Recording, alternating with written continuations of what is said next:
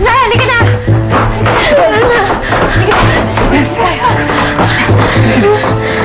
Bumabalik ka namin sa ospital.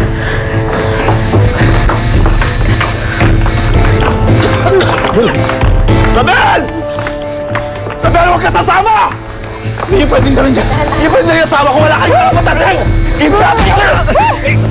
Ipapapulis ko kayo! Sabel!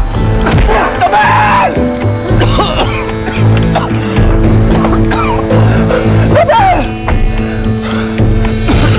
Sabel! Sabel! Ayun kayo! Sabel! Sabel!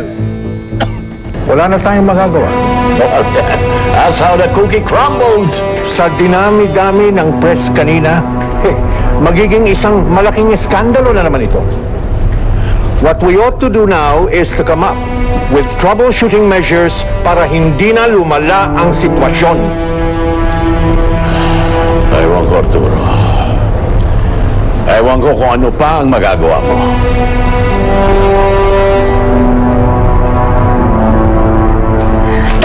Noong pa natin dinispatch ang babaeng yan.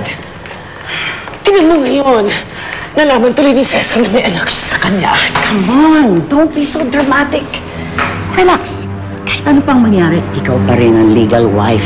Okay? Ma, matagal na natin alam na mas mahal ni Cesar yung babaeng yan. Paano kung magkabalikan sila ni Isabel? Hindi malayang mangyari yun. Lalo na ngayon na alam niyang may anak sila. Ikaw pala itong gagay. Akala ko ba ako itong nagiging matanda na? Bakit parang ikaw nagiging malilimutin? Nakalimutan mo ba? May anak rin kayo ni Cesar. Si Natasha. Nakalimutan mo ba na hindi naman namin tunay na anak si Natasha?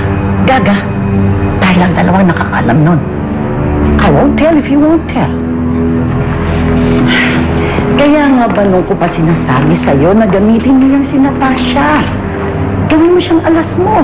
Dahil malakas siya kay Cesar. Ba't ma, hindi mo ba nakita? Sinampal ni Cesar si Natasha. Mas pinili pa niyang sumama dun sa anak niya sa labas. Totoo kaya yung kasabihang blood is thicker than water? Siguro nararamdaman ni Cesar na totoong anak niya yung si Diana. At si Natasha, she's a fake. Quadruple class A nga, pero fake pa rin.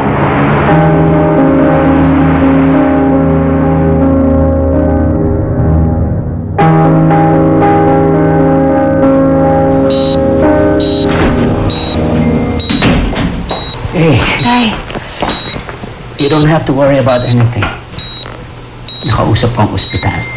Maglalagay daw sila ng gwardiya sa pinto para hindi na makalapit si Lucio.